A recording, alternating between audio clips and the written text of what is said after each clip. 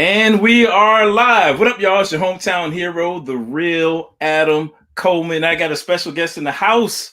You know what I'm saying? The legendary, who, the dude I've been following for a while, you know what I'm saying? Who better to bring the action other than my man, Braxton Hunter? We got him in the show here today. What's going on, man?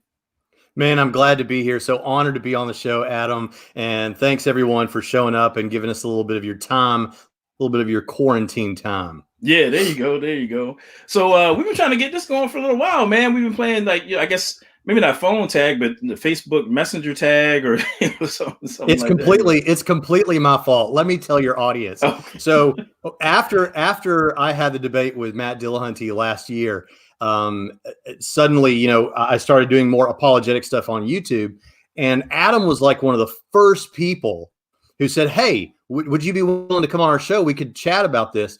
And I said, "Yeah, man." And he said, "Okay." And this is how professional he is. I'm going to send you a document so we can agree and all this whole thing. And I never filled it out. It's completely on me. I'm so sorry, Adam. No, it's all good, bro. It's all good. But I'm not going to hold it against you. I might just hold you for an extra hour and a half, rather than doing the hour and some change we planned. I'll just keep going in for about a good 3, man. We'll just we'll run through your whole book. As a matter of fact, that's what we'll do. There you go. Yeah, so I'm glad we were able to come on, man. And one of the reasons why I invited you on the show is because I feel like actually we just talked about it a second ago before we hopped on. But you're a very clear communicator. I think that's one of your strengths, man. And so I'm definitely excited about getting into the material that we have. So before we go any further, man, just kind of tell people a little bit about who you are, a little flavor of your channel and whatnot, and then we'll hop into the subject matter for today.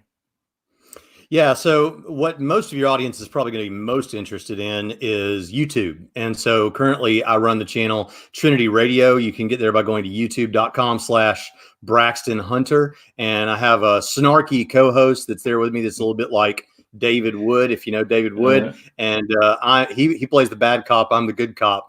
But we talk about theology and Bible stuff and apologetics.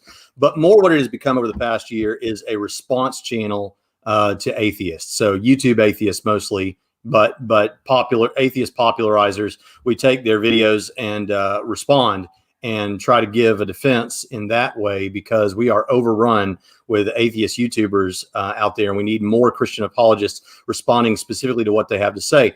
But what I do as a real job is I'm the president and I'm a professor at Trinity College of the Bible and Theological Seminary. If you're interested, I know you didn't bring me on here to do a commercial, Adam, but if it's okay with you, do your thing, man. If you're interested, like, what are you going to do with your time while you're in quarantine? I'll tell you one darn good thing you can do. You can sign up for classes at Trinity College of the Bible and Theological Seminary. We are a 100% distance learning online seminary. You can do your coursework in your pajamas, show up to class in your pajamas. There's no threat of the coronavirus. And I guarantee you, of any credible school out there, you'll get the best financial situation you could think of. And so I encourage you to check that out at Trinity SEM. That's trinitysem.edu. And we can help you out with that. But what I'm most known for on YouTube is for Trinity Radio. So I think that's why I'm here. But thank you for that chance to kind of talk a little bit about my school. Oh yeah, no, hey man, you had me at pajamas in class, bro. Sign me up. I'm good with that right there. You know what I'm saying? That's gonna be my main selling point. So I'm just gonna go ahead and post. Let me say before we go any further, y'all definitely, as I'm doing it right now, share this. Hit the like button, hit the share button, share your Facebook, wherever you're at on social media. I'm doing likewise. I appreciate it. I see I got some of my mods in the house, my moderators. I see Elizabeth Oakland in the building, I believe. Oh, no, that's a different Elizabeth. Okay, I'm sorry. Oh, no, Elizabeth Oakland is in the building. I think I saw Nate 2D2 in here. So I appreciate y'all, being in the building as well. See some of my patrons in the building. So mind you, what we'll be doing here is trying to get a little more organized here on my channel, So I've got my patrons, I'll be taking their questions first. And then for anybody who does a super chat, I'll be, posting those. Oh, we got a super chat already. My man, Matt Jackson in the building, hitting us off with a super chat. Okay, Matt, Trinity in the chat. I think, matter of fact, Matt Jackson, right? I do know Matt. First of all, Matt is one of those people that is really generous with YouTube ministries. And he's not just doing it to get you to say his name. I think he believes in the mission field that we're trying to reach out here. He's also one of our students at Trinity College and Seminary. So love Matt Jackson. Yeah, the thing about Matt too is actually he's one of those guys where I mean, he definitely pays for that $15 that he just posted up here, because he's one of those guys I talk to on the phone all the time when I have like a new idea. He has some kind of new argument I'm working on. I'm like on my lunch break talking his head off about, hey man, what if we try this argument? What if we try that? So he definitely he definitely pays. Oh, he's pays awesome, for that, man. He's a real good brother, man. As a matter of fact, brilliant guy. Oh, absolutely. I definitely want people to check out his chat as well. His channel rather. He's got the Urban Christian Institute. You know what I'm saying? So definitely check out his YouTube channel. Does a lot of great work, particularly in regard to breaking down books and things like that. So book reviews and whatnot. So shout out to Matt Jackson. Okay, so getting down to business, man. I'm really excited. This argument that we're going to talk about is low key becoming one of my favorites, man. I've been on the contingency argument for a little while. I've been chewing on that, and this argument that we're dealing with is, I guess, a version of the argument from reason. So I definitely want to, dig into that a little bit. The free will argument for God's existence. I'm thinking a lot of people may not have heard that angle on giving evidence for God. So can you kind of give an overview of your free will argument for God's existence? Yeah, thanks, Adam. So C.S. Lewis said something very similar to this along these lines, the idea that you could somehow reason from freedom to God. And people have talked about this. Occasionally you'll hear William Lane Craig or J.P. Moreland say something to this effect, specifically as it relates to reason, but also in relationship to God's existence. But I hadn't found anyone who had like really structured this and made it into an argument and taken it into debate. Now, there's an interesting story about that, so I'm trying to be brief, but what happened was I had gotten into theological debates with mostly other seminary type guys on the issue of Calvinism. And whether, Calvinists, as most of your listeners probably know, is a deterministic form of Christianity. They believe in what's called compatibilistic freedom, and maybe we'll talk about what that is. Sure. But ultimately, I was in these kind of debates and debating against Calvinism with brothers. Calvinists are my brothers in Christ. I love them. It's just a secondary issue that we debate. And but I decided, no, I need to be, because I consider myself an Ephesians 4:11 evangelist, to reach other people with the gospel and see them saved. And so I wanted to get back into apologetics like I had been before I got into these theological debates. And so when I did that, I prayed that God would give me some way to use the stuff that I had learned in the theological debates for apologetics. And in my office, I was on my knees praying one day, and in the midst of prayer, it occurred to me that William Lane Craig's moral argument for God's existence could easily be augmented to be a free will argument. So Craig's moral argument says, if God does not exist, then objective moral values and duties do not exist. But objective moral values and duties do exist, therefore God exists. And what that basically means is, look, if God doesn't exist, then real ultimate morality, real right and wrong, and things that you should and shouldn't do. If there is no God, that's not real. And I think there was a recent debate with David Wood and Matt Dillahunty that really played that out, demonstrated that really well. And sure. Matt kind of agreed with that. And so I thought, okay, but take out the moral stuff and put in the free will stuff and try this on. And this is what I came up with. So if God does not exist, then libertarian freedom, which is the type of freedom that most of you listening probably just assumed you had without anyone really talking to you too much about it, or without you studying it too much. It just means that you really are free to choose. You are free in the sense that if you choose to do one thing, you didn't have to do that. You could have chosen something else. And simply put, it means nothing external to you, nothing outside of you determined what you would do. And so, or what you think, or what you believe. So it's just real free will is what we're talking about here. So I say, if God does not exist, then libertarian freedom, that kind of freedom, doesn't exist. But premise 2, libertarian freedom does exist. Therefore, the conclusion is God exists. So that's the argument. It is a valid argument, whether you think it represents the truth or not. It's a valid argument, which means the form of it is right. There's nothing wrong with the form or the flow. If premises 1 and 2 are both true, then the conclusion has to follow. So really what I think it's modus tollens, right? Is that right? It's a modus tollens argument. Mm-hmm. That's right. So if someone wants to shoot this down, what they would have to do is they'd have to take issue with either premise 1 or premise 2 or both. And that's what people try to do. And so that's kind of how it goes. But ultimately, all we're saying here is, look, if you think you really do have real freedom, that nothing external to you determined that what you would do, then there's a God. Then God exists. And so we can talk more about that if you want to and kind of unpack it a little bit. But that's the argument, simply put. Now, before we move on, we want to say one thing kind of as a caveat starting off. I have used this in debate, and I do think it was successful. Mm-hmm. But where it's going to be most successful, I think, is with trying to reach everyday people, atheists that you might meet in your real life, who aren't trying to argue philosophically about whether free will exists. Most people just believe that they have libertarian freedom. So if you show them a way that means there's a God, then it's a powerful, powerful argument. Right. Now, actually, before we go forward, now I'm known for taking rabbit trails, but I try not to go too far. But you said something very interesting. It kind of intersects with my own experience. So you were talking about let me move this off the screen. I put your argument on the screen. I see that. So we were talking about how this basically came to you in prayer. You were praying about how to employ theology and kind of mesh it with some argumentation there, which I think is dope. And it was interesting is that I think so many times apologetics is looked as being just like a purely intellectual enterprise, where people don't really understand where apologetics stands in relation to the rest of their Christian walk, And I just thought it was very interesting, that in prayer, you're wrestling with these things.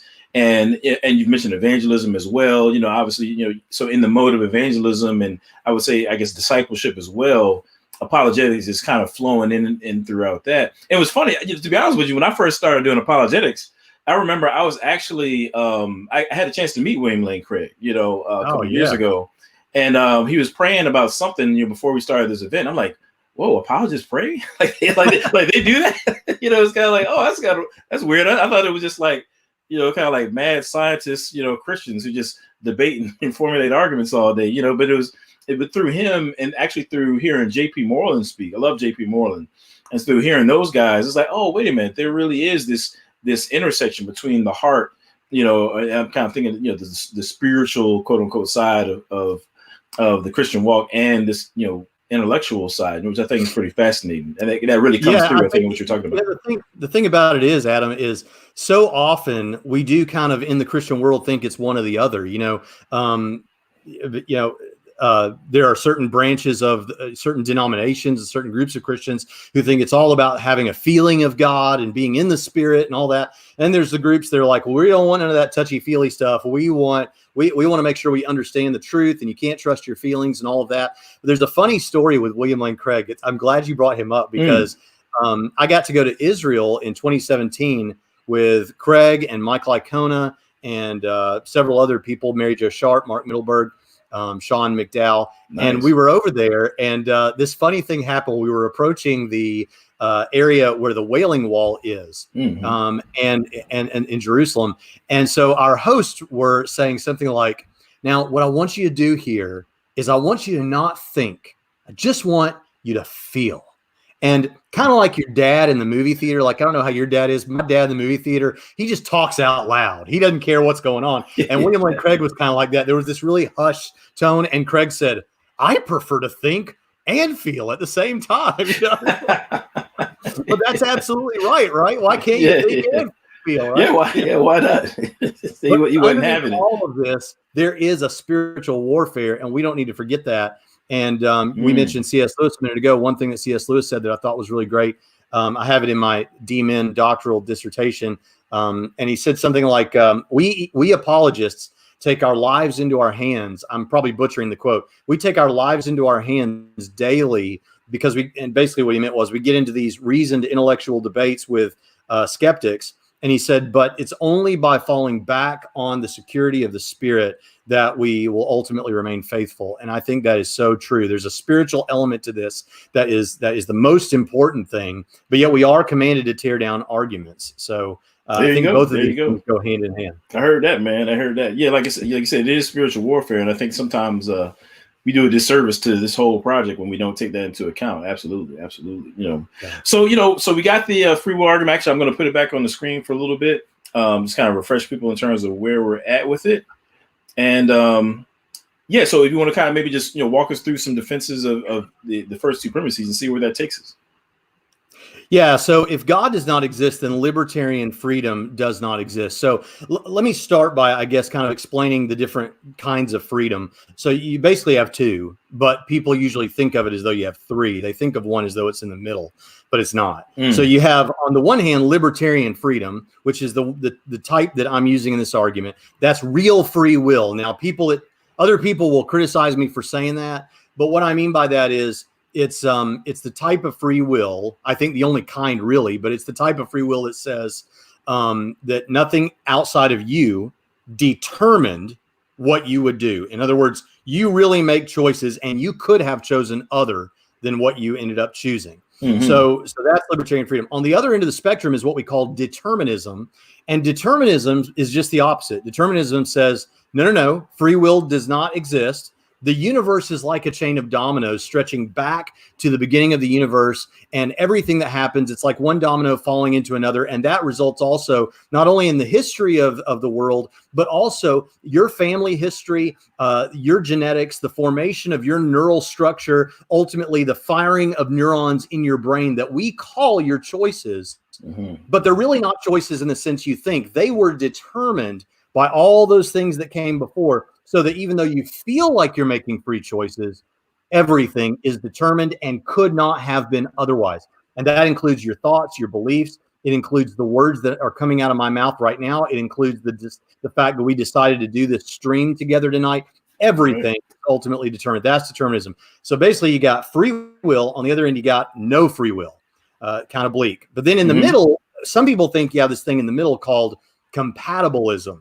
And compatibilism, and I don't mean to get too deep right here at the beginning, but compatibilism does not mean that libertarian freedom is compatible with determinism. What it means is that we can use the language of freedom, even though everything is completely determined. So are you still with me here?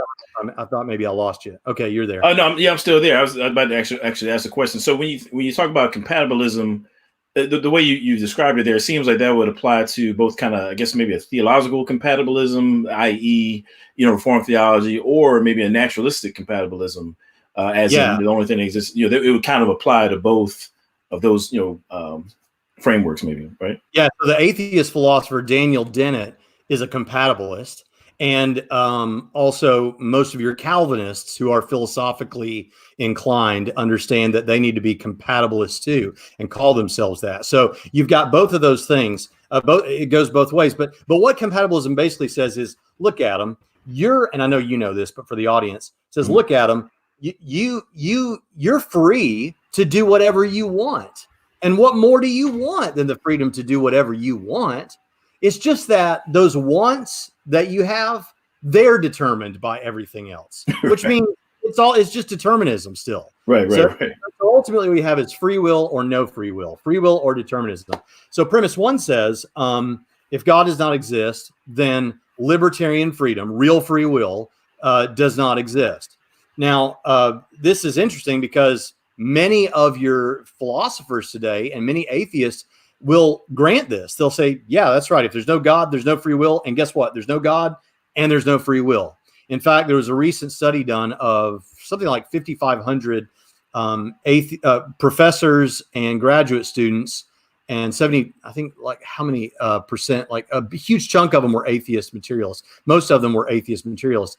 And like 54% said they were determinists. I'm probably butchering the numbers. I'm not in my office where I have the article, but it's like 54% were determinists, and like another 18% or something were compatibilists, which we know is determinism. So most of your philosophers that are certainly naturalist or atheist are going to say, yeah, there's no God and there's no free will.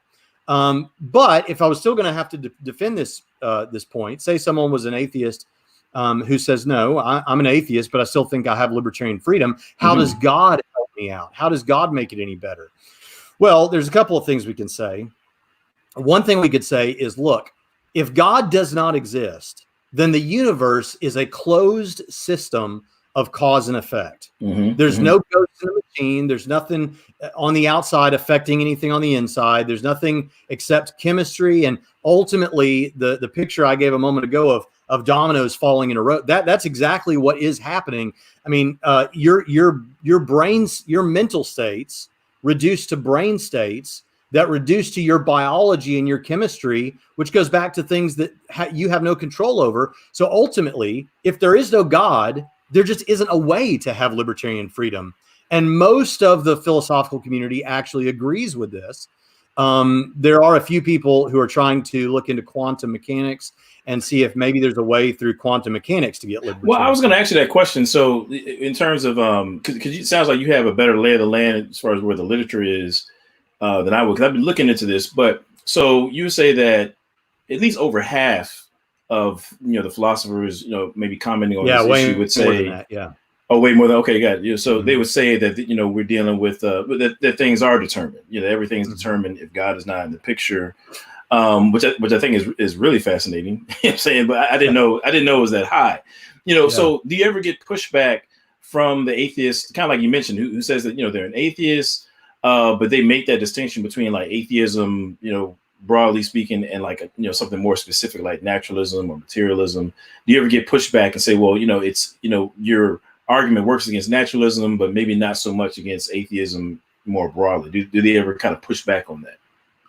So most of the atheists that I deal with do say they're also materialists or naturalists as well, and most of them would either the response I get is either yeah, you're right, but yeah, I don't think either one of those things, God or free will, exists. Or what I'll get is, and I've only gotten this a few times, but yeah, I'm an atheist, but I still think you can have free will somehow.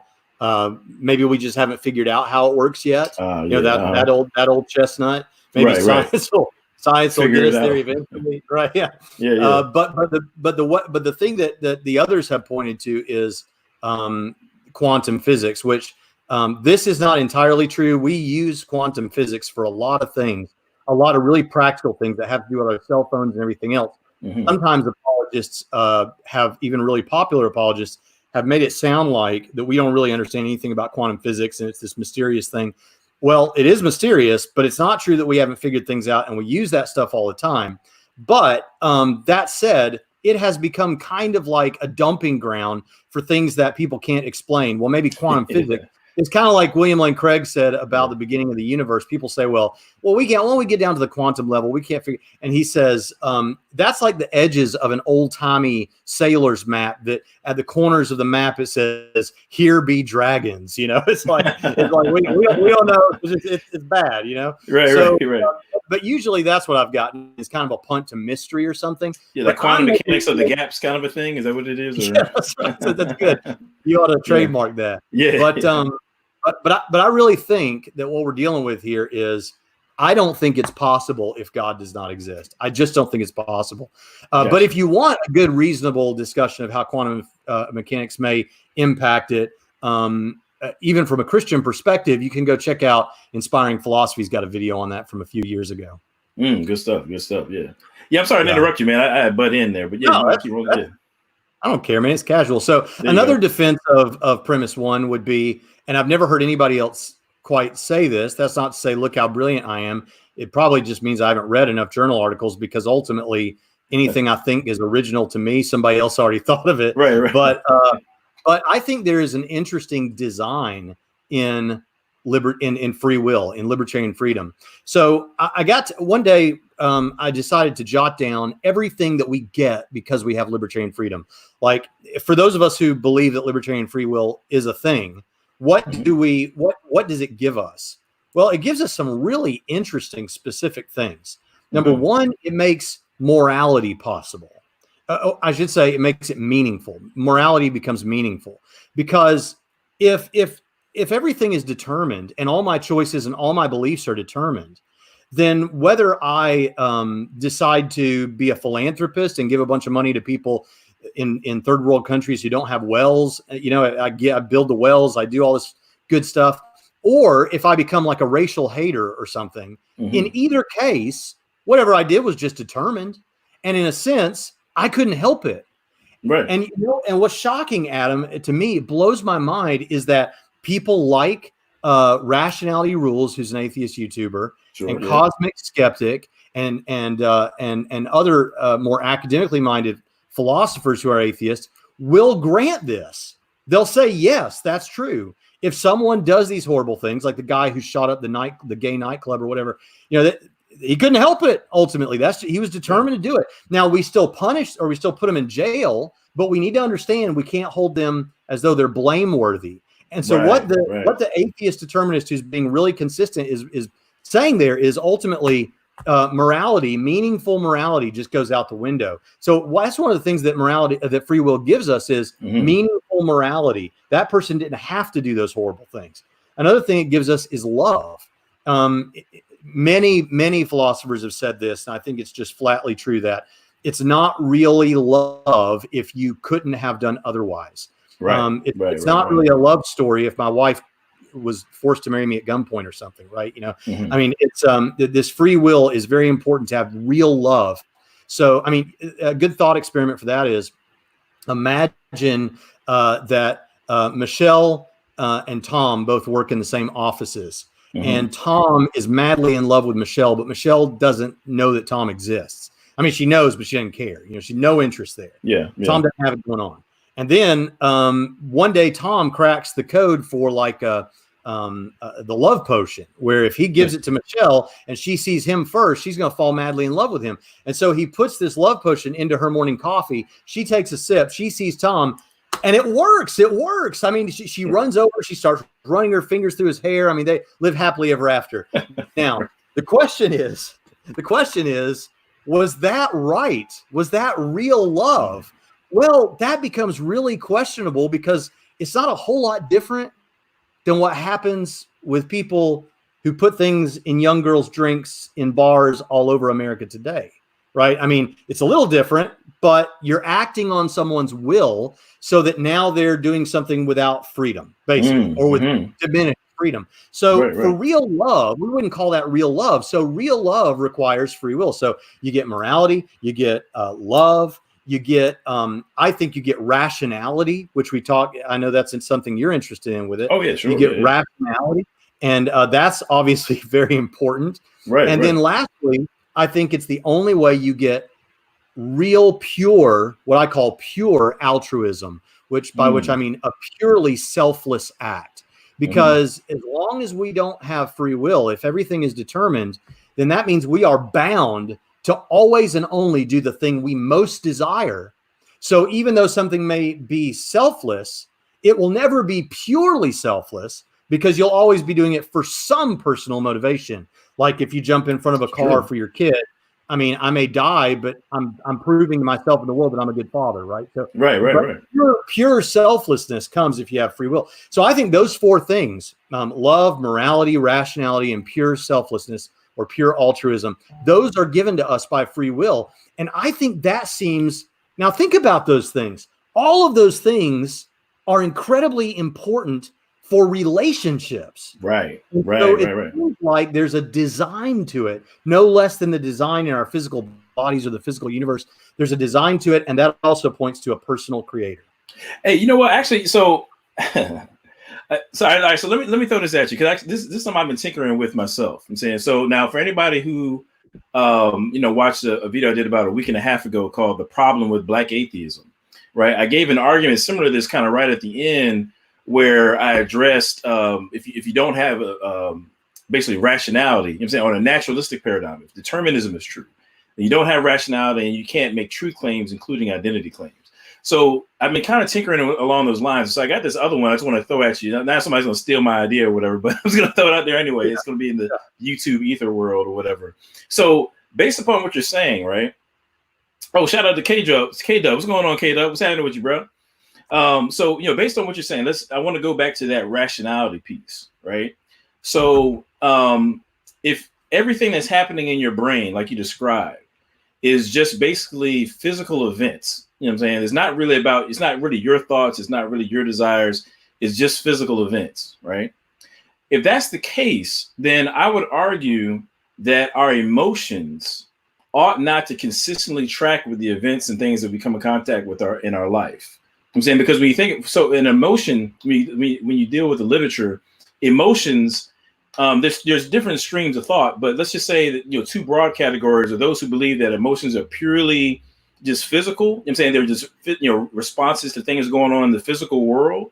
And then some would say that emotions also involve this extra step that they call appraisal, which is where you encounter something and then you reflect on what's going on, and then your emotions follow, depending upon which how you appraised a situation. So if I call you and say that your goldfish died, then you're going to appraise, the loss of your goldfish, and you're going to respond a certain way. If I called you and say, well, I'm not going to say you, I'll just say if I called somebody and said that their grandmother died, something that they were really close to, they're going to appraise who it was that passed away and respond in a much different way, in a deeper way than they would have if it was like their goldfish. You see what I'm saying? So their emotions are going to be in some way tied to some sort of thing happening in the brain. We're making decisions on, okay, how does this affect me, and so on and so forth. But if naturalism is true, if determinism is true, then that step of appraisal, or if we don't have that, it's just the physical workings of the brain is what determines our emotions, then really we should not be consistently responding to events in our lives and information in ways that I call are emotionally coherent. You know what I'm saying? So it should be the case that, let's say if you had a child that's born that you've been praying for or whatever, you sob bitterly in despair. You know what I'm saying? Whereas, your spouse passes away and you rejoice. I mean, we should have these emotional responses that are not matching what's going on in our lives and the information that we're receiving. I'm saying if naturalism and determinism are true. So I'm kind of tinkering with it, but I haven't put it in a syllogism form yet, but I call it the argument from emotion. If naturalism is true, then our emotional lives should be incoherent. Does that make sense? Yeah. I'll have to think about that more, but I think you could be onto something there, because here's the thing, like because here's the big problem when it comes to rationality is the things that most people think about the things you do are determined. Like they think about, well, me walking down the hall at this speed or whatever is determined. But if determinism is true and we have no free will, then it's not just your actions that are determined, but also your thoughts and your beliefs. So whatever you believe about the nature of the world, whatever you are thinking right now as we're speaking and while you're hearing me talk, and the next words that are going to come out of your mouth, it's all determined and you have no control over it. So you have something there insofar as when my grandmother dies, like you said, okay, I can think about that. There's the appraisal. And I really love my grandmother. Why? I don't want to lose my grandmother. What does this mean? Am I ever going to see her again? What does this mean about the afterlife? All these kind of things. You're thinking about it, and that's affecting how you're going to emotionally respond. But if determinism is true, perhaps it would be the case, if it's all just chemicals and matter in motion, that the wrong chemicals fire at the wrong time. And, maybe I laugh joyously when my grandmother dies. I don't know. But there's big problems when you get into making the human experience merely a robotic experience. It's like Daniel Dennett says, all we really are moist robots. And that's at once disgusting and false. which he was determined to say, by the way. So I don't know how you can really know that. He was just determined to blurt that out, and I guess write books that other people he hopes will read and discern what he's saying of their own accord. But that was great, man. So I'll let you get back to the argument. I just wanted to kind of throw that in. No, again, just back and forth, friends talking here. So that's premise one. I think premise one is pretty darn solid. The only place people would really attack me is okay, yeah, Braxton, that sounds good, but here's the problem. How does God resolve that? Like putting God into the mix.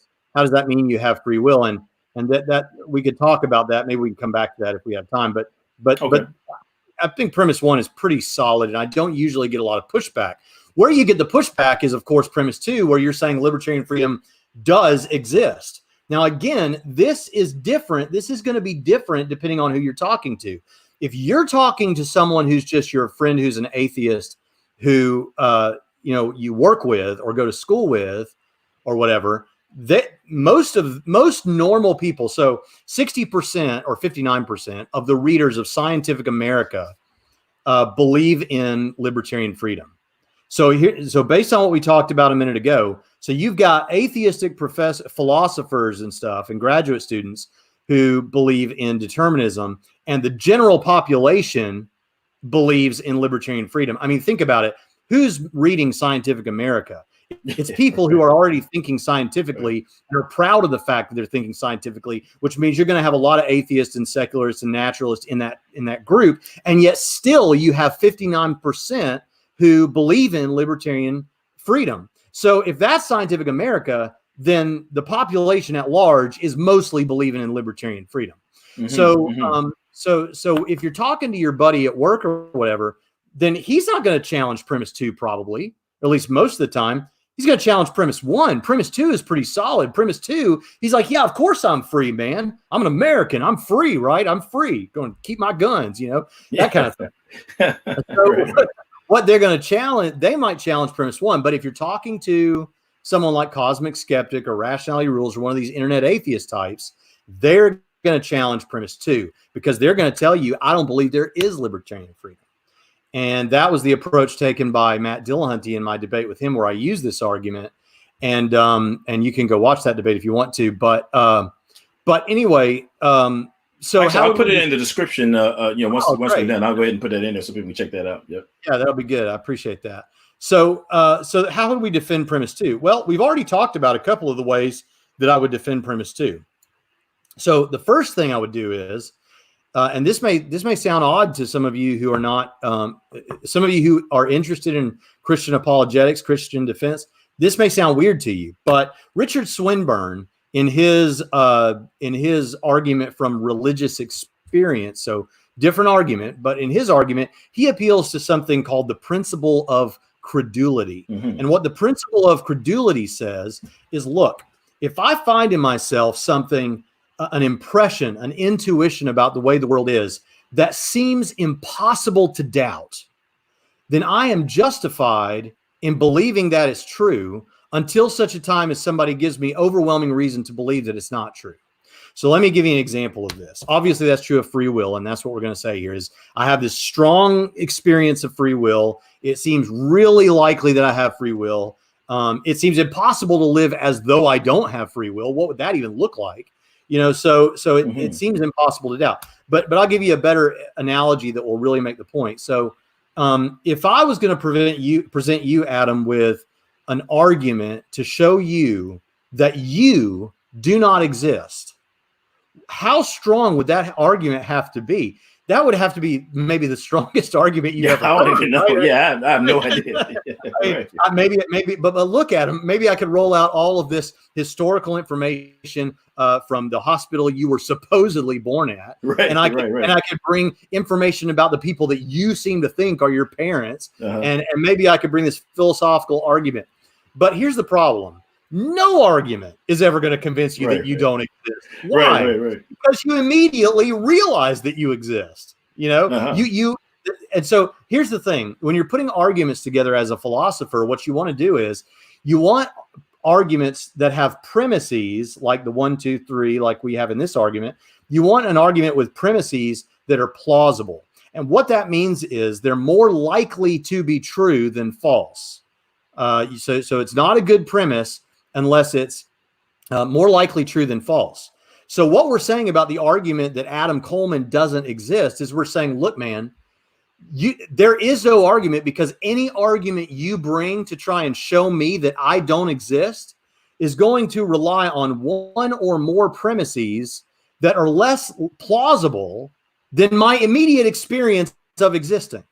And so when we apply the principle of credulity with free will, we say, look, I have this incredibly intuitive sense, maybe not as powerful as my impression that I exist, but pretty darn close, that I'm making real choices here, that libertarian freedom is real. So any argument you try to present me is going to rely on premises that are less plausible than my immediate experience that libertarian freedom does exist. So you better have a darn good argument. So that's the first of these. And what's interesting, I think, is you drew a parallel between the moral argument and the free will argument, and I think there's another parallel there, because even with the moral argument, you're going to be appealing to those intuitions, and so a lot of people, I think, when they hear intuition, they think it's like a hunch or like some sort of emotion or anything like that. But dealing with philosophy, that term intuitions really refers to something that's like an immediate awareness. I'm saying, or like some sort of deeply ingrained knowledge or awareness that such and such is the case.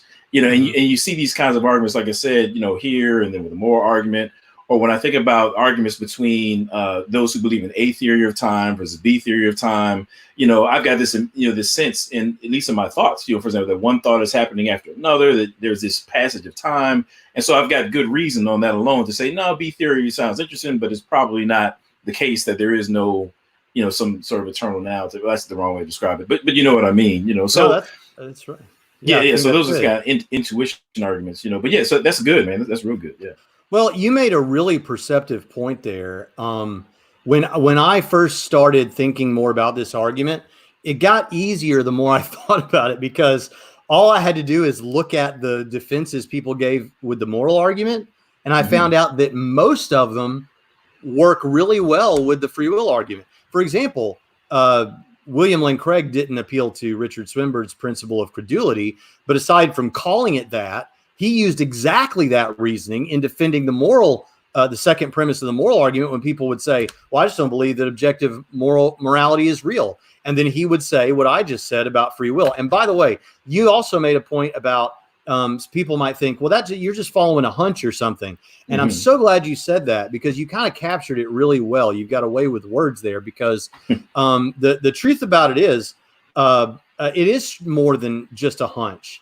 It is an incredibly strong sense that borders on, I won't say it's a certainty, but it borders on certainty. And guess what? Even our atheist naturalist friends do the same thing. They have to do that, because when they believe, because science presumes a couple of things. One thing, science presumes that basically the uniformity of nature, that things are going to continue to happen more or less, that if an experiment can be done 3 or 4 times, you get the same results, that kind of thing. And also that the external world outside of your head is real. Now that's getting pretty deep, and I realize that this is the kind of weird stuff that philosophers think about, but it's true. I mean, what do you have more immediate direct access to? The Grand Canyon, or what's in your head right now? What's in your head right now, right? So people would think you were crazy if you didn't believe in the Grand Canyon, because we can go there and look at it and study it and measure it. Right. But what you have right here access to in your head is your everyday experience, what your thoughts are, and all these kind of things. And that's where free will lives. That's where we go to access the information about free will. So I think those are some good points that you kind of brought out there that I wanted to say. But then back to the so that's the first thing I'd say to defend premise 2. Okay. But then the next 2 things we already kind of talked about, and that is, look, if libertarian, you could even structure a separate argument that would defend premise 2, which would be something like, if libertarian freedom does not exist, then rational affirmations are impossible. And that's the point you were talking about. And basically what we're saying there is, look, if every thought and belief you have in your head is determined, and you couldn't help but think and believe what you think, then here's what that means. That means the guy who believes he's a pink unicorn was determined to think that. And the guy who thinks he's a brilliant atheist professor, he was just determined to think that. And we only believe and think things that we're determined to think. So you can assume that you're right. You'll have to assume that you're right about the things that you think, but you can't really claim to know it. And here's what we ultimately mean. Rationality is related to reason, and reason is the process by which we think about the things we're considering and decide which thing we choose, which thing we should affirm based on the evidence. Well, if it's all determined, then there is no real process of choosing. You just choose whatever you're determined. So here's the thing. You can make statements. You can make affirmations. You just can't make rational affirmations. What I mean is you have no justification for trusting that what you think and what you're saying is real or is right. Absolutely. You can't. Yeah, truth claims go out the window. Go out the window. Shout out to Mr. Phil Fox for the super chat. I got your question. I'll be asking it at the end. I appreciate it. Yep. Cool, So I like Tim Stratton. You know Tim Stratton? Oh man, yeah, that's my guy. Yeah.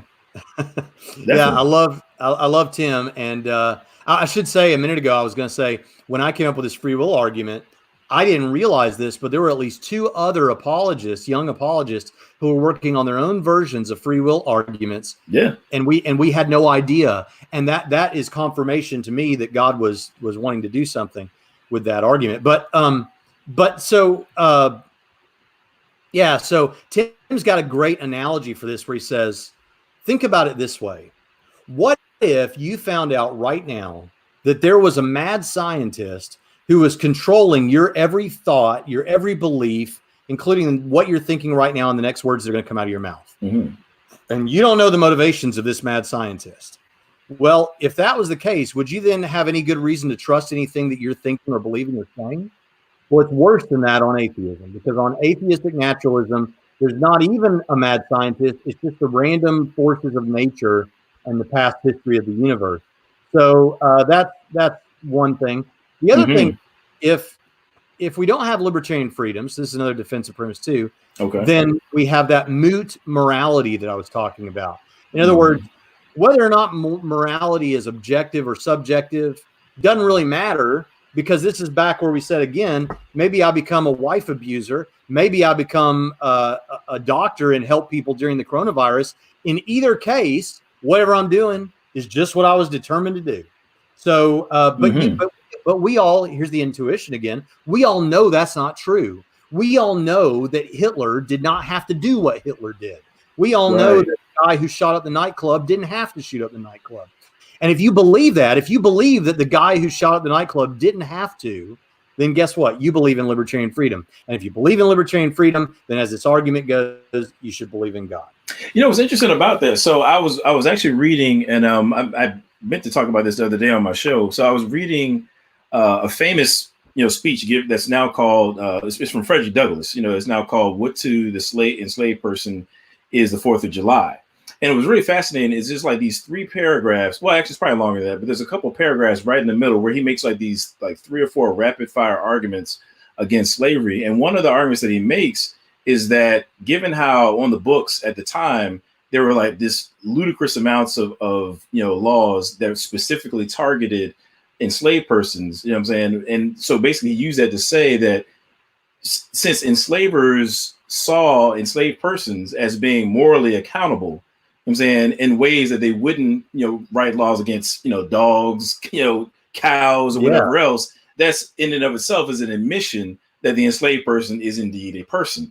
And so he actually used, an argument for moral accountability to demonstrate personhood, which is pretty fascinating. I'll probably do a whole show on it, but it just goes to show how these things are interwoven with various aspects of our everyday life. Yeah.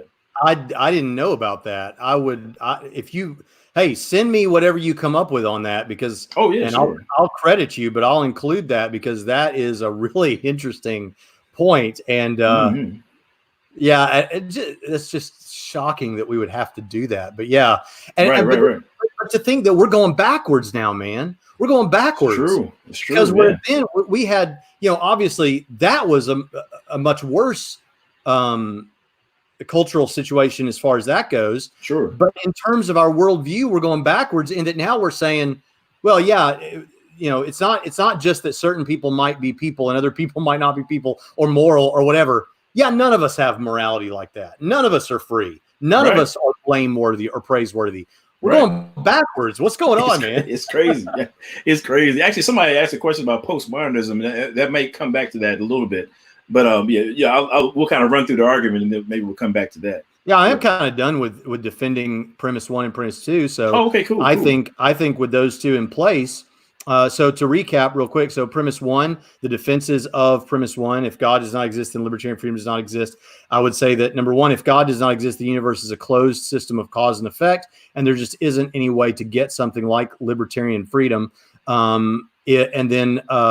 Secondly, I would defend it by saying, when we look at the things that are supposed to be the benefits of libertarian freedom, the only things that libertarian freedom gives us, it's love, morality, rational affirmations, and pure selflessness, which all have to do with relationship building.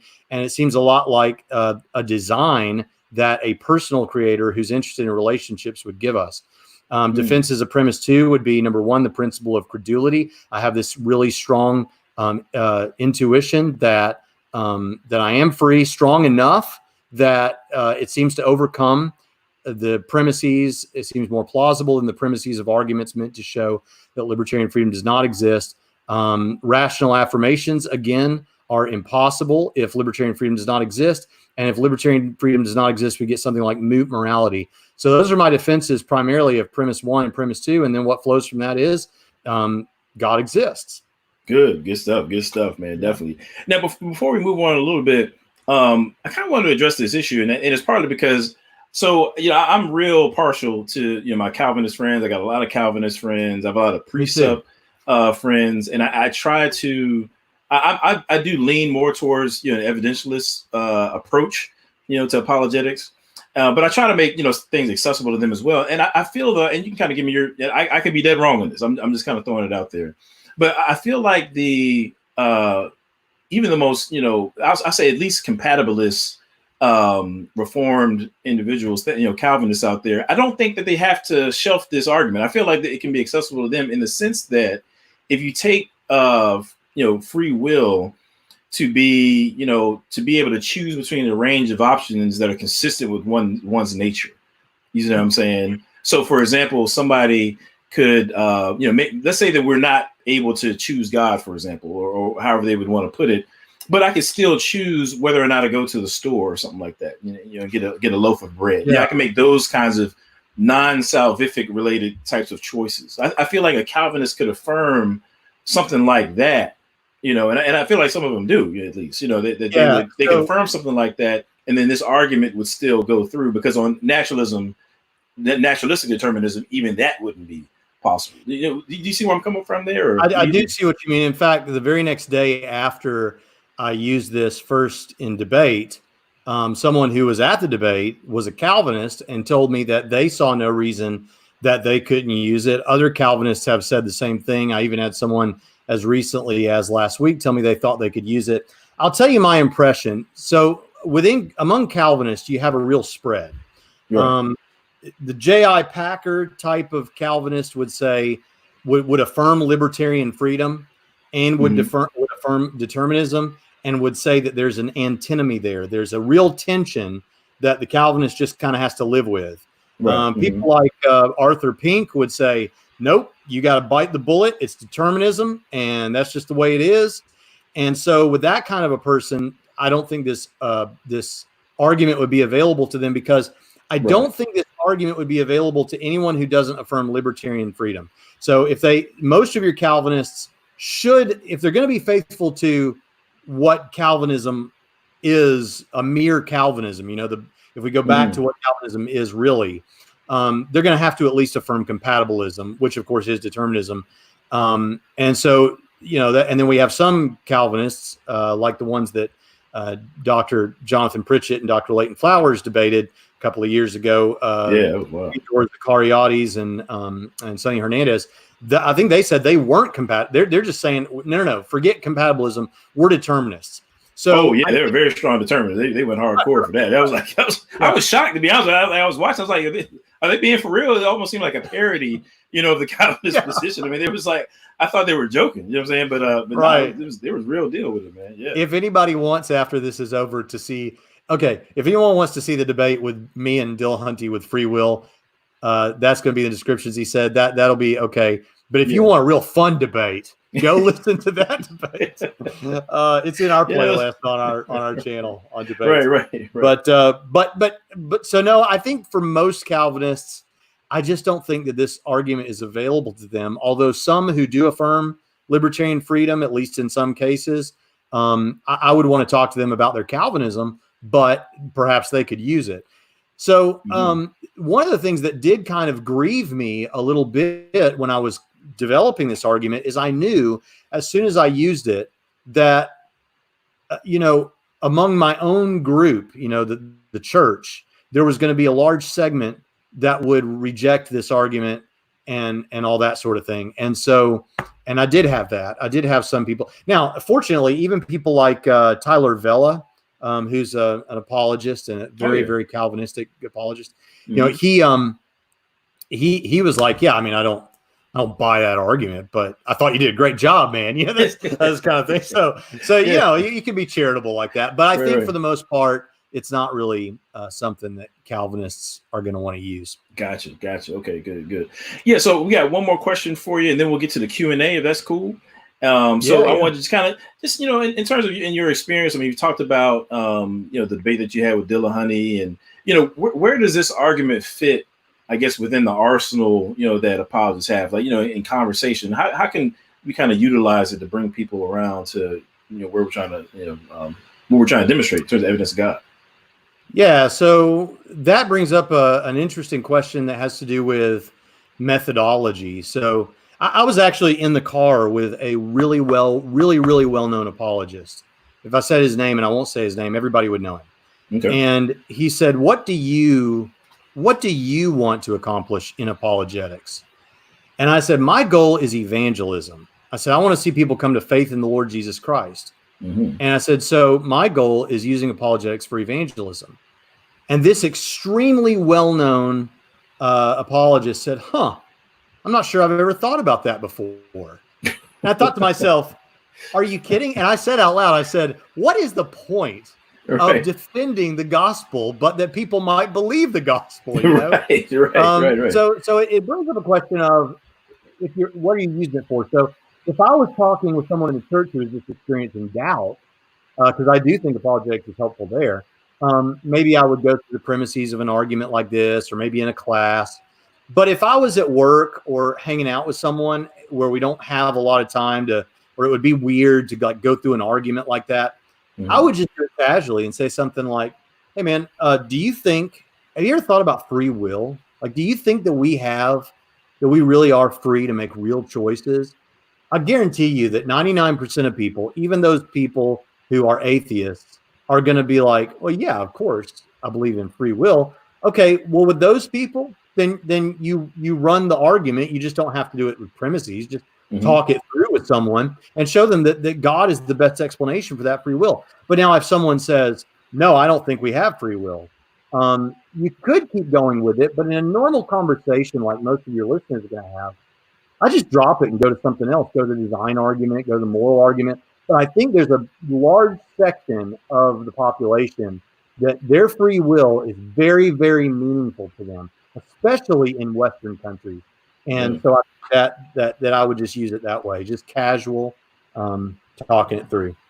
Gotcha. That's good stuff, man. So what we want to do is take, 15, 20 minutes. We'll see how it goes. We'll throw some questions in here.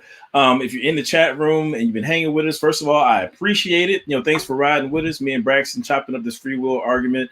Definitely want to open up the floor for some questions.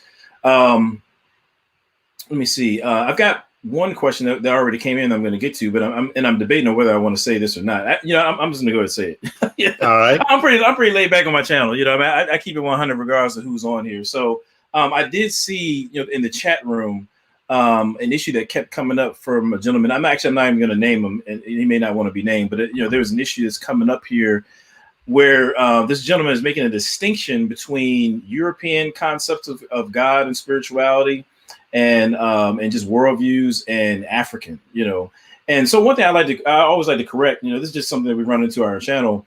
One thing I think that people fail to understand, is that culture is independent of the world in terms of the reality as it actually is. You know what I'm saying? Mm-hmm. There are certain things that transcend culture. 2 + 2 = 4, regardless of where you come from, who you're raised around, and a number of other beliefs that you may have. it's also the case that logic and reason, there are certain, aspects to reasoning well, coming to solid conclusions on a consistent basis. There are rules of logic, right? Those things are transcendent. They have nothing to do with culture, ethnicity, or whatever it may be. And so when we're talking about arguments for God's existence, I'm going to bring it back up. Regardless of what color you are, ethnicity you are, or whatever, this argument is logically valid. Okay, meaning that it's formatted in such a way that the conclusion follows from the premises, right? And each of these premises can be argued for to demonstrate that they're more plausibly true than their negation. They're more plausibly true than not. You maybe gonna put it that way, right? So the thing is, regardless of who you are, where you're from, or whatever, if the information, or if the argument outlined here flows, if it's a valid argument, then it's true. It's pointing you to something that's real. That is independent of your culture. And so I think that what happens is, this last thing I'm gonna say about it, and I think what the gentleman is maybe stumbling over, and I'll get to some questions. But I think what many people stumble over is what I call ethnic epistemology. And you can go to, matter of fact, you mentioned Tim Stratton. So on his Free Thinking website, I've got a series of articles that I need to finish, but I've got a couple of them already posted. There's a series I call ethnic epistemology. And so, like, Braxton, let's say, for example, I say to you, I've got a plastic spoon that's really special to me. I really love this plastic spoon.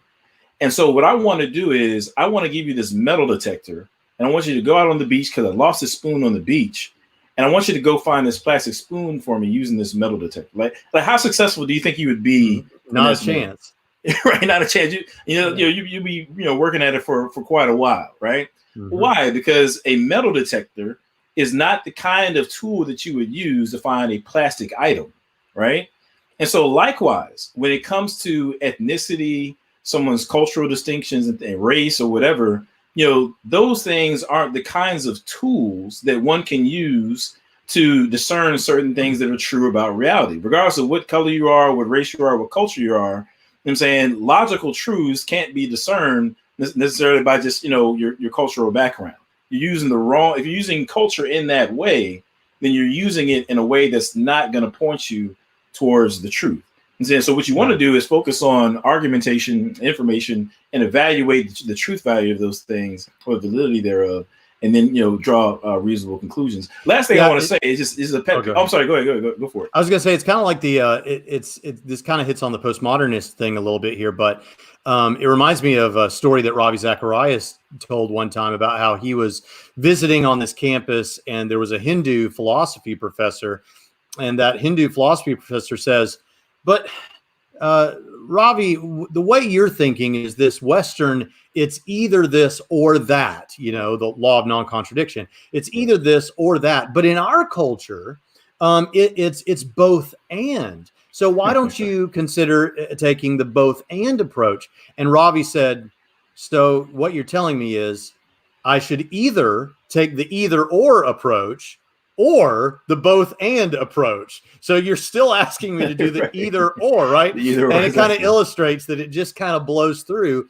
Our cultural differences are very important to us and can be important in our thinking, but there are certain logical truths about the way the world is that transcend our cultures. There you go. That's what I'm talking about, man. And last thing too is this individual said something, or it seemed to imply that within African cultures that you don't have like a monotheistic model of what God is like, whatever. And that's just demonstrably false. I would point them back to the interview that I did with Inspiring Philosophy about a week or so ago, where we addressed that as well. But I mean, people would say that as if the concept of monotheism or like a most high, if you will, is like foreign to African thinking. They just haven't studied. I mean, I say it all the time. Most people are poor historians and even worse philosophers. You know what I'm saying? And the reality is, nobody has a monopoly on the notion of there being a most high God. So with that being said, I just wanted to address that because it's like all throughout the chat, it was just like, it was coming up. So I wanted to, take care of that. But yeah, aside from that though, as far as questions go, somebody asked a question that, well, I guess they did mention that it was kind of off topic, but they said that, I guess what would be, is there any way that this argument works against postmodernism, or like what would be the best argument against postmodernism? I'm not actually, now I'm saying it out loud, I'm not exactly sure how they're relating to. But I mean, do you see any way in which this argument kind of grapples with postmodernism, I guess? Well, perhaps, when we get to the rationality side of it, I'm just thinking out loud here. When we talk about the rational affirmations, you have, if it sounds bizarre to you to think that a person who believes, let's say, that he's a pink unicorn versus the person who believes that he's a smart atheist professor, both of them got there through these deterministic mechanisms. If it strikes you that the person who believes he's a pink unicorn is false, then that strikes against one of the things that does emerge with some postmodern thought, which is this idea of each person having their own truth. And we reject that. We think there is the truth.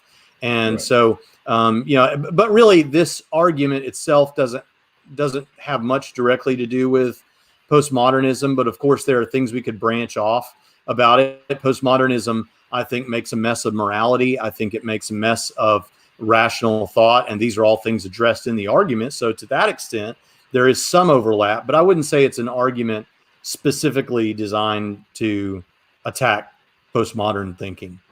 Gotcha. Okay.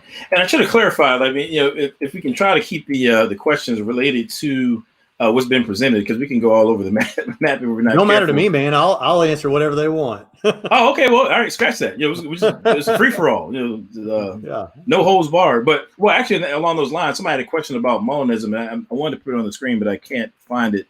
But what they asked was, if you remove the concept of middle knowledge, would it be the case that Molinism? Oh wait, here it goes. Here it goes, right here. I can read it correctly. Hardcore determinism is evil. I'm sorry. Well, yeah. I have a question. If you remove middle knowledge from Molinism, would it be full out determinism? If you remove middle knowledge is the key feature in Molinism.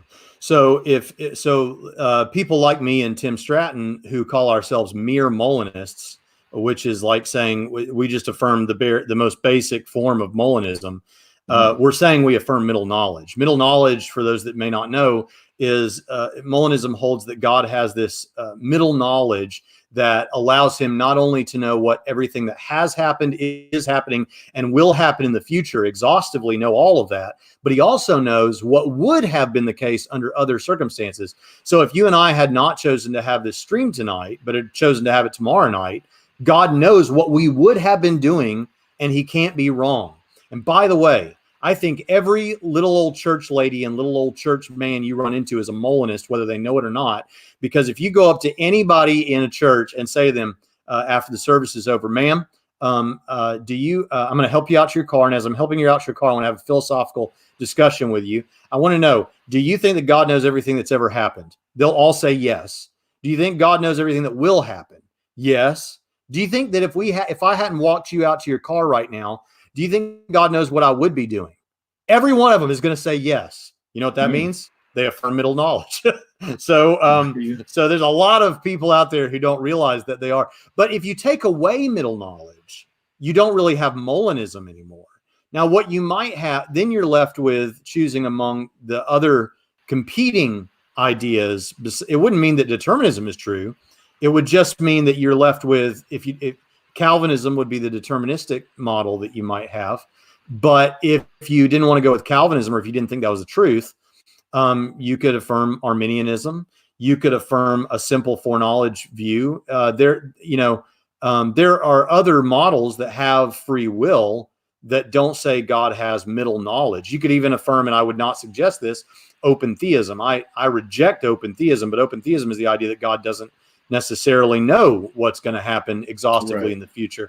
So there are other models available. Molinism is not, I think I know why the questioner asked this, because a lot of times the same voices out there that are affirming libertarian freedom are also apologists who are Molinists, but they're not the same thing. And you can believe in libertarian free will even if you don't believe in Molinism.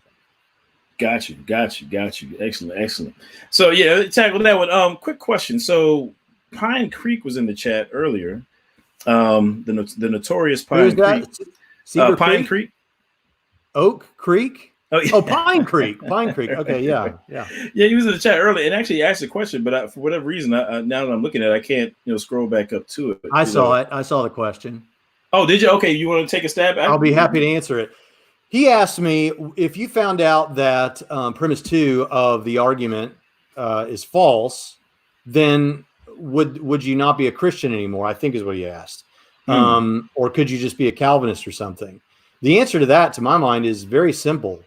Yeah, I just have to be a Calvinist, because I still think there's overwhelming evidence to believe that God exists, incredible evidence to believe that the Christian God exists. So I'd still be a Christian. I just wouldn't believe in libertarian freedom anymore. See, what people misunderstand about this argument is that, and people asked me this, is, well, wait a minute, if this argument fails, does that mean that God does not exist? No, it doesn't go both ways. It's not as though if this argument is unsuccessful, God doesn't exist. It's that if this argument represents the truth, it's another piece of evidence for the existence of God. So it's like one of the first response videos I ever did was to Godless Engineer and Pine Creek. I did them both in one episode.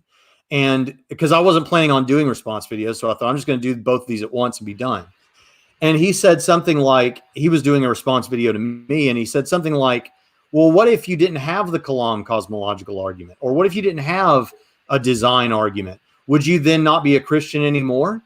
And I came up with this analogy, and I thought it was pretty good. If I come home and I see my wife's shoes by the door, her purse on the table, and her keys on the counter, those are all three really good pieces of evidence that my wife is in the house.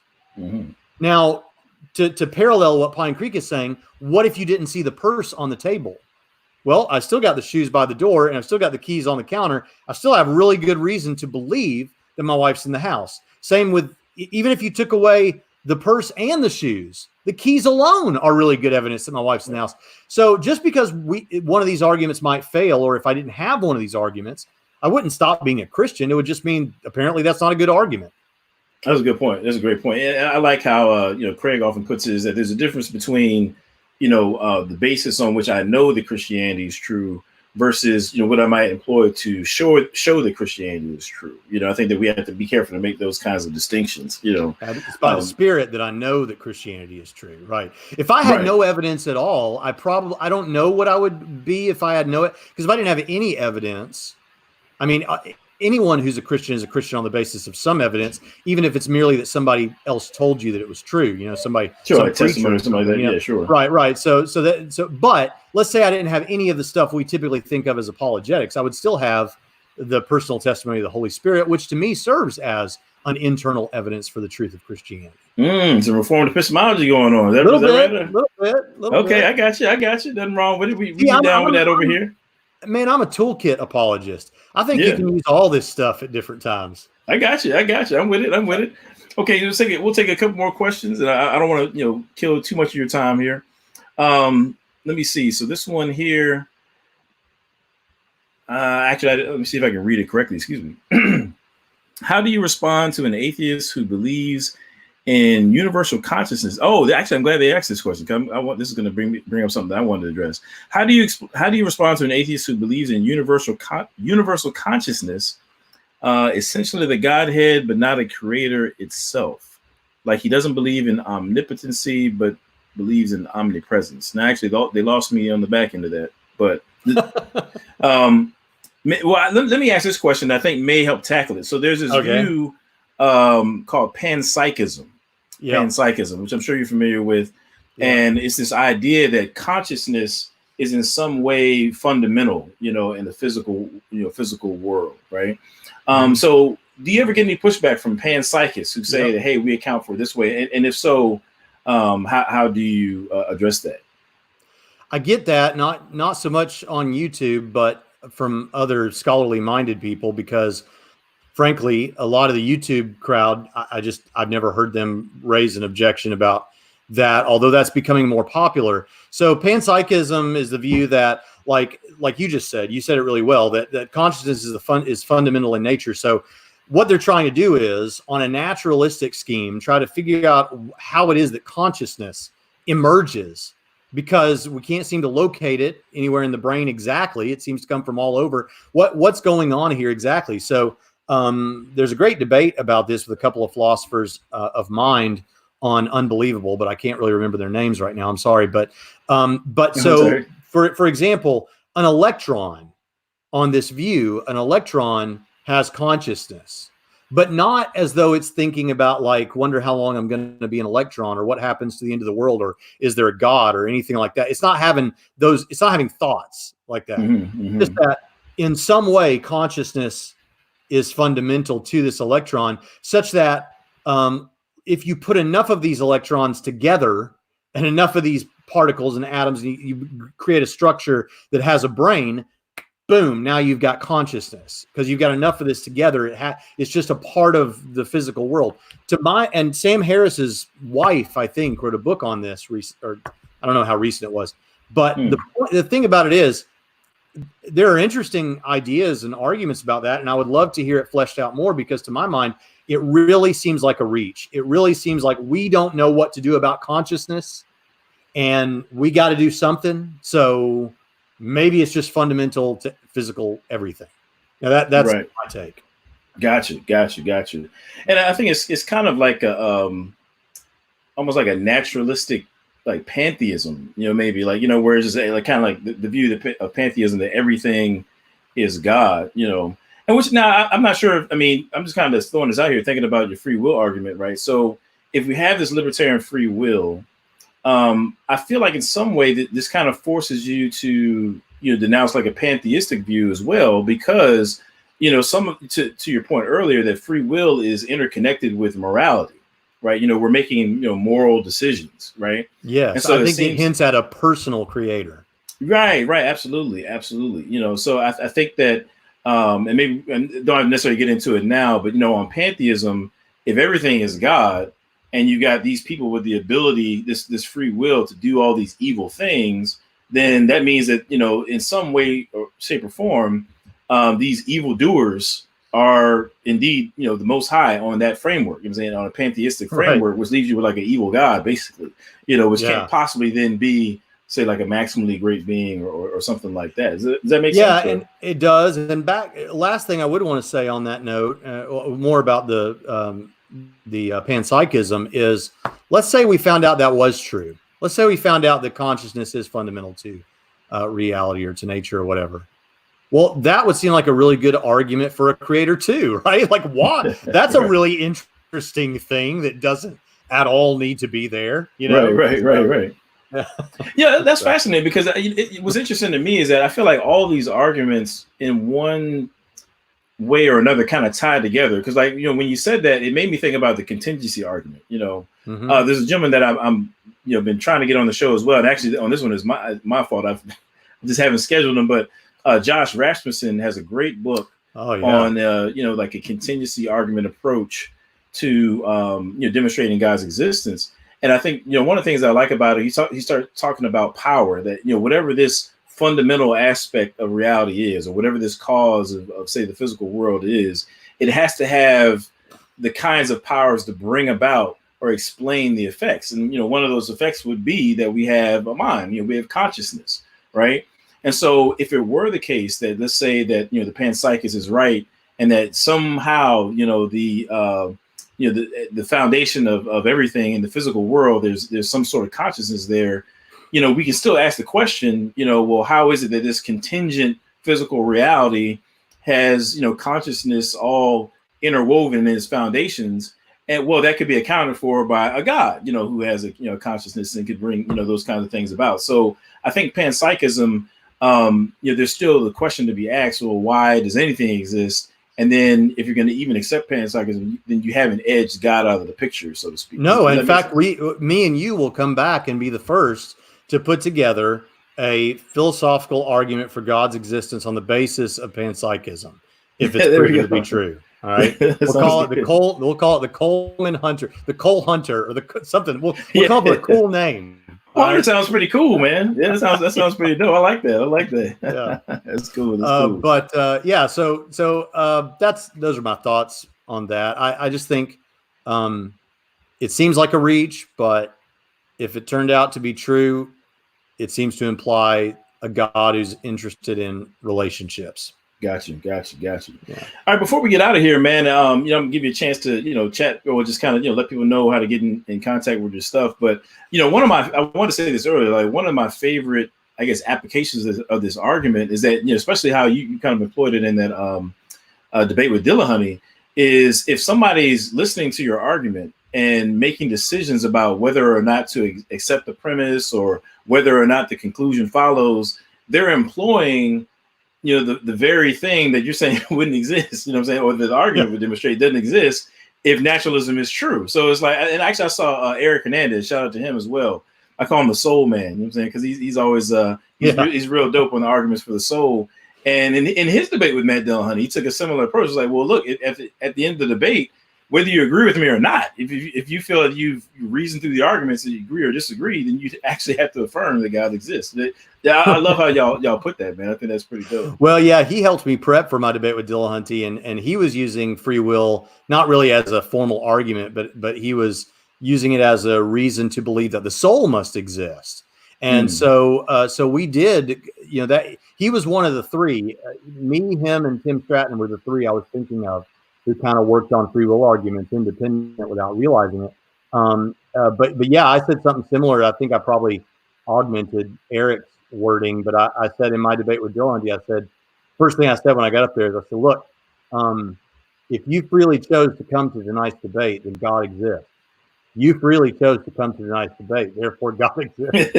And then I went back and kind of gave the argument we talked about tonight. So. That's good stuff, man. Well, definitely, I enjoyed that debate, and Eric Hernandez as well, man. If y'all haven't, I'll put that in the chat also, so we can check that debate out, man. Just had him on the show. Just had him on our show, and we need to have you on our show. That's something too, anytime. Because I want to have you on, and maybe we could talk about, because I like having guests on to talk about something that I'm not qualified to talk about. And some of the things that you're talking about are things I have no clue, don't even know where to start. So you could come on and talk about that, and maybe even next week or something, since we're all in quarantine. Would you be open to that?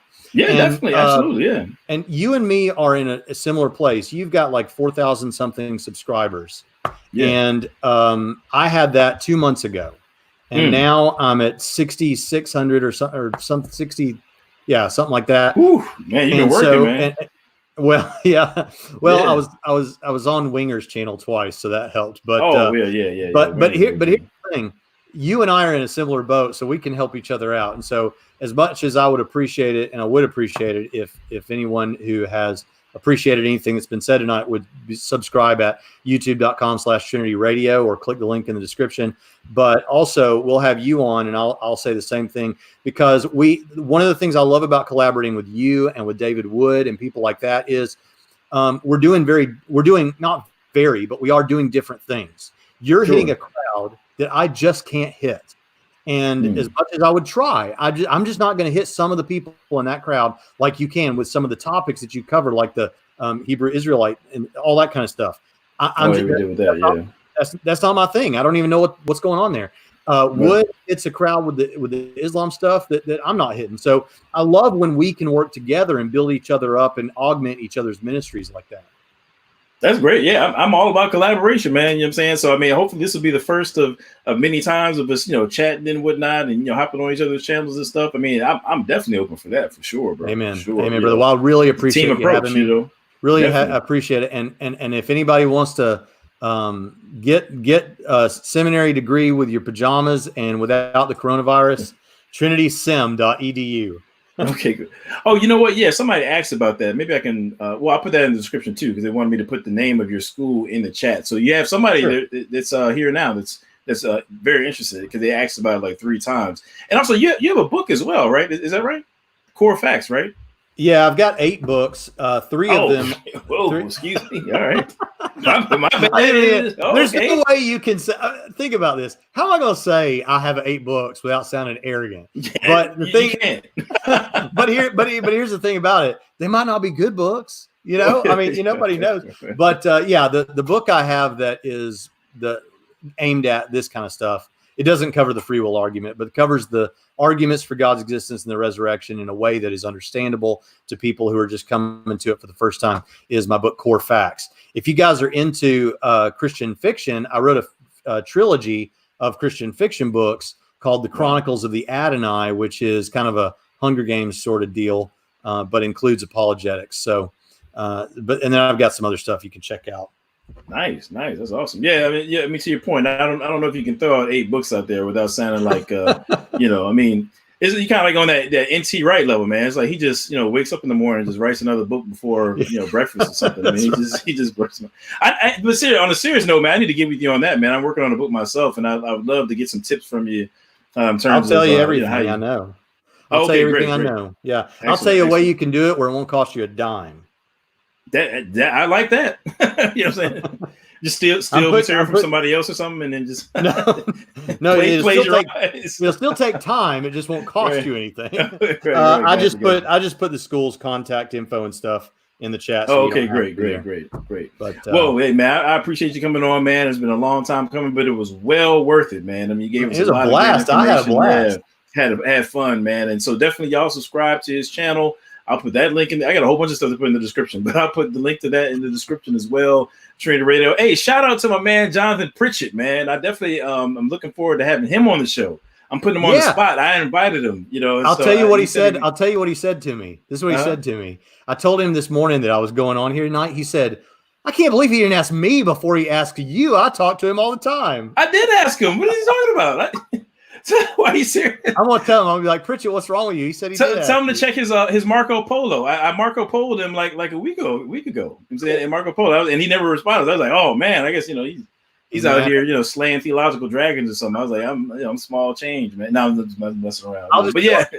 I'll tell him to go to this timestamp and listen. Yeah. There you go. Come to the timestamp, and then also go to his Marco Polo. I definitely invited him like a week ago.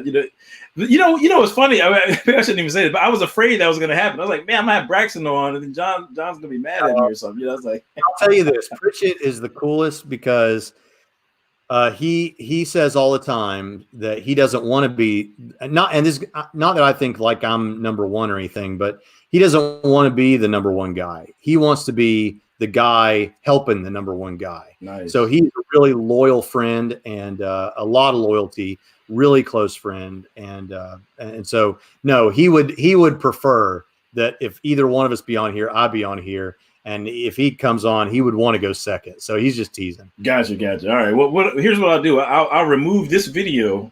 I'll interview him.